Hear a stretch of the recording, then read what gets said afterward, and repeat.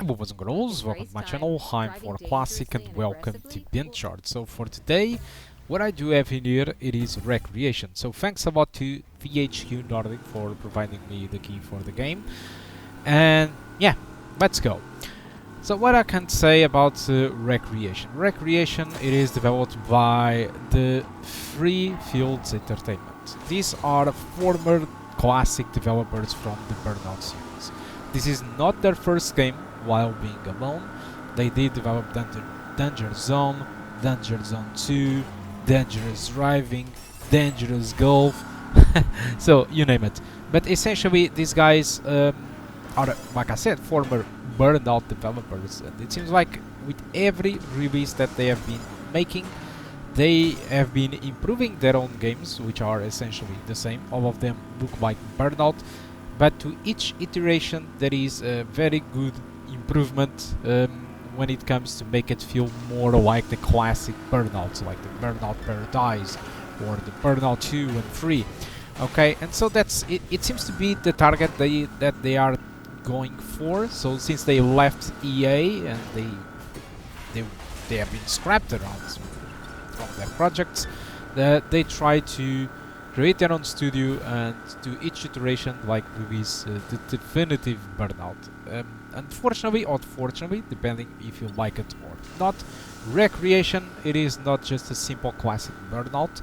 It is a Burnout meets Trackmania, okay? Because it allows you to remix, which is all they call it, the entire tracks to what time you want, to what type of weather you want, what types of tracks you want to create it, if you want to create like a Trackmania type of track, like with the loops and stuff like that.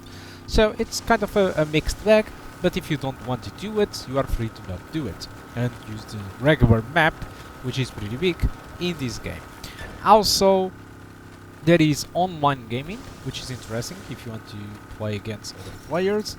And that's it. But we are here today to talk about the performance, and oh boy, that's where the problem starts. Okay, so this game, it is using Unreal Engine 4. So yeah, you can guess the issues already. It's stuttering. Of course it is stuttering. And unfortunately, it seems like the game doesn't bring a shader pre-compilation step, or if it does bring, it is very, very small. And I'm affected with a severe amount of stuttering in here. And if you look to the reviews, it seems that most of the people are complaining about those stutters.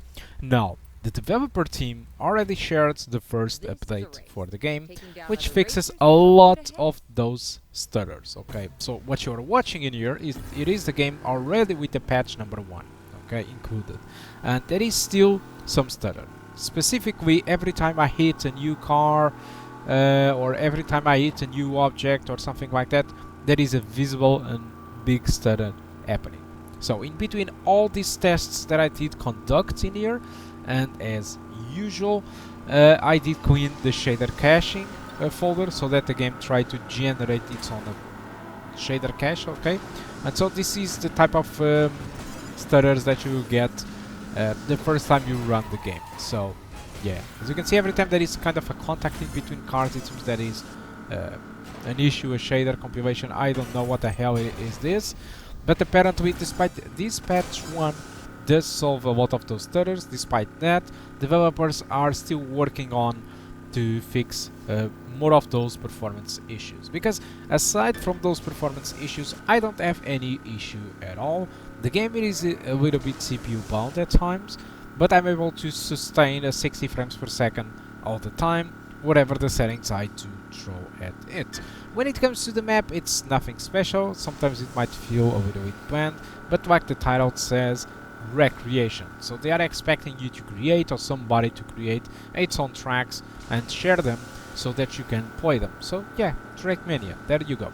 So, but again, I'm here to talk about the performance. So both 1080p high settings and happing settings, it does work very well above than 60 frames per second, with the epic being more closer to drop below than 60.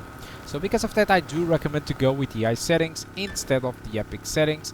To be personally, there isn't really too much of a difference in between the two settings. The only visible difference that I immediately noticed, it was on the transparency effects, where the headlights had a very different type of book, okay, into it in between high settings and epic settings. So when it comes to 1440p, my recommendation it is for you to go with the high settings. I also tried the game with high FSR and maximum settings. We will get to that later. But I decided to go with the high settings mostly because I don't know if this is another issue. I already reported it to the developer team, and I hope they find the issue if there is any of that in there. But for some reason the Fidelity FX upscaling, it is barely giving me any performance boost. Even at this is 4K a race. resolution, Taking down other racers will help. The performance boost, it's very, very small. So it's really hard to say that it's something that you need to I don't know if I'm playing with FSR for a year without the GPU is having an issue to handle it. It shouldn't be with FSR. I'm not really sure what the hell is happening in here, but it is not okay. So that's it. It's not very demanding, and for me the most difficult is that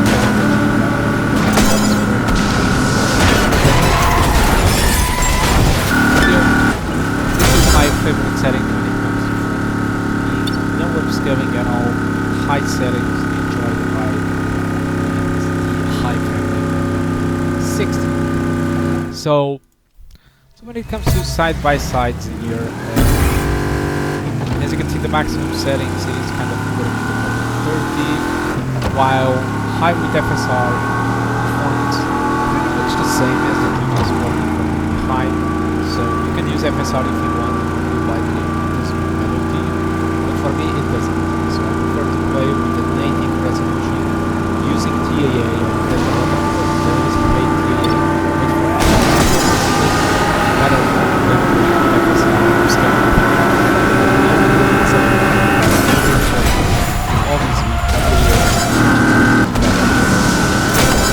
so let's move on to 4K, shall we? So when it comes to 4K, my recommended settings, it is for you to go with the median settings. Unfortunately, there is a big visual downgrade here. The only thing I kept on high, it was the anti-aliasing.